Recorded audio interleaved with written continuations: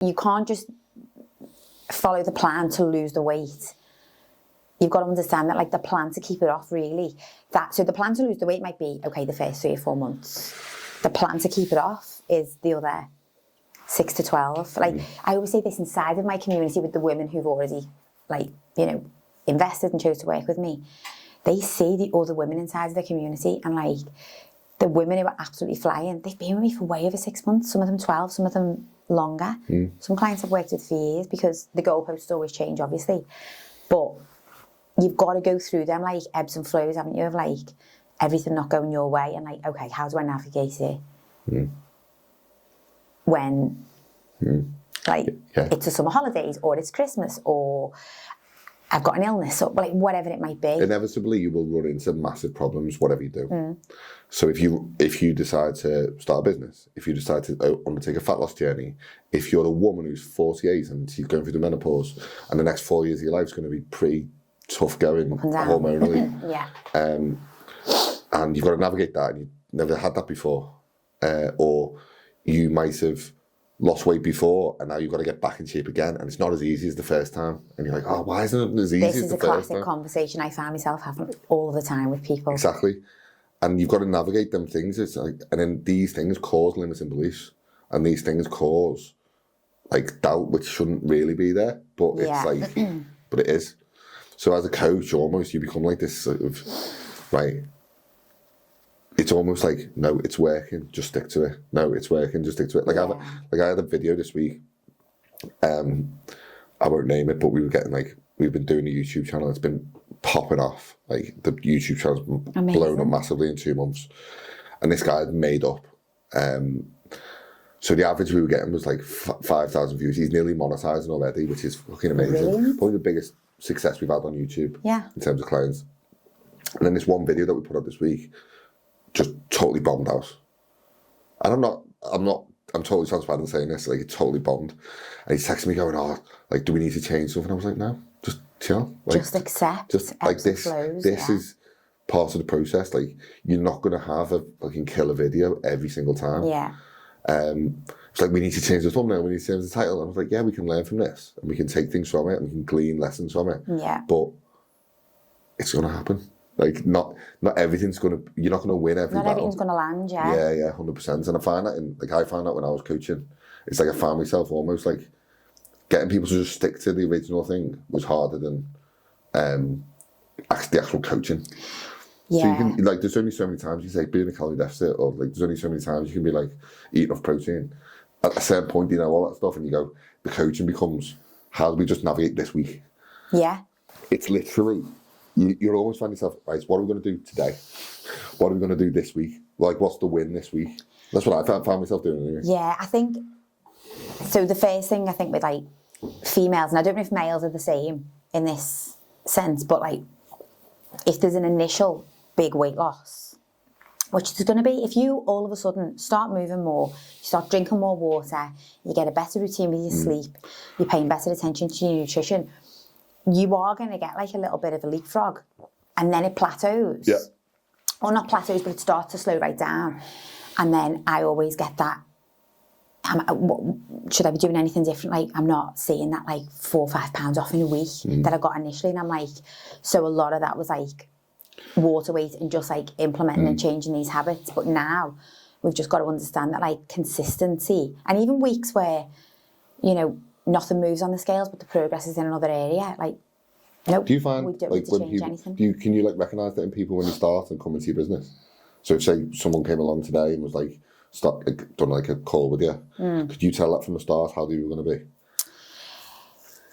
You know what, I've got to say, I'm always really blown away, actually, by, I find myself often quite surprised. So just by the resilience of some of the women, and how much they transform. And no, I don't think I can. So do you know what? Like, I found myself, and I'm going back 5-6 years now. So like, I've been out of this game for long. But I remember finding myself sometimes. Let's say, for example, someone like done the initial call with me, and you were like, I could tell they were just full of self-doubt. They were full of, like, reasons why they couldn't do it versus why they can. sometimes I'd start them a bit more aggressively on the diet so they get like a quick win straight away. Yeah. So it's like, oh, you've lost 4 pounds in the first week, happy days. This won't happen every week, but you've lost 4 pounds, well done. Yeah. And then some people who like were like really enthusiastic and a bit more glass half full, I'd start them a bit slower and be like, you know what, let's take our time with this. Like, we're not in this for the quick win, we're in this for the next 6 months. So, yeah.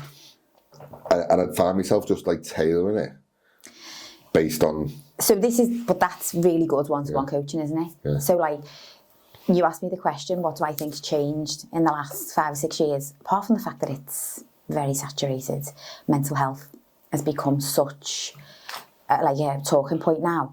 And it's actually one of the things that I do with my clients. And again, I find it hard to like put onto, because it's not, I can't show a physical transformation of how someone's transformed mentally. But it's one of the questions in my check-in. Like, are you managing any stress, anxieties, anything cropped up this week? Because it matters. Because our behaviours change when we feel anxious, when we're under stress. So we might be able to avoid the wine, avoid the binge eating or whatever, like on a good week. But you get stressed and that all goes out of the window. Yeah. So you need even a pack of hobnobs. Yeah, so like that's a question that I chat through on like initial consult calls. And some people are just like, yeah, no, that's not an issue. Some people it's like, yeah, I actually do have like a very stressful life, or and so yeah, I suppose like we have to take all of that into account. What role do you think social media's played in that? like just huge. Adding like anxieties and false expectations to people. Huge. I've experienced it myself. Like, you've only got to be having and that's you as an experienced coach saying this as well. You've only got to be having a day when I actually, funny enough, done like a live chat on my Instagram last week about hormones, like what every woman seemed to want to talk about. And one of the things we spoke about was like when you get a dip in serotonin, which is your happy hormone, and how to like naturally elevate that is to do the things that obviously better serve us. Get out, get some fresh air, stay off social media. But what do we all do when we feel like that? We go on social media and it's just the worst, because we also look, didn't we, for like confirmation bias. So what we think is true, you know, the way you've just said about like people will almost like tell themselves a narrative and then believe it. But then we also go to the degree of like seeking out, where can we confirm that back to ourselves? And so if you're feeling low, or you're feeling like everyone else is better than you, or their results are better than you, you've only got to go on social media and you will absolutely see evidence of that. Or you will find. Yeah, you'll find a way to confirm it back to you. For sure. People do. Like, you're totally right. People build this like echo chamber around them of like, this is what I believe. And I can prove that because this other girl said it. Yeah. But actually there's a fucking 10 other girls that have said this other thing. I know. But you're not listening to them. And you're just trying to like feedback. It's the same when people have like disagreements or disputes in business or arguments at home, whatever it is. It's like you're usually not disagreeing over like with each other. You're usually disagreeing over something in the middle. Yeah. And it's like, no, I believe this thing. Like, this is something I'm going to grasp. But even when people don't seek to be, what's the right way of saying this? People don't seek the truth. People seek to be right. So it's like, I'm right, you're wrong. Yeah. It's like, well, if you just seek what the truth is and you don't really care about being right or wrong, you can say, right, okay, if I am wrong, then fine. And it leads to better outcomes all the time. Yeah. So a better narrative for someone in someone's head, supposedly, and relating this back to what we both do, is like, oh, I can't build a business on social that I love. Well, you can. Yeah. But what if someone judges me, or I don't really want to get on camera? Or in your case, might be like, you know, I've got like 12 nights out coming up in the next month. Yeah. You know what I mean? And how am I going to not drink on them nights out? Well, actually, you cannot drink. Make a choice, yeah. Yeah, it's like that's a limiting belief, because you can. Yeah. But what you're going to get in that is a lot of negative feedback.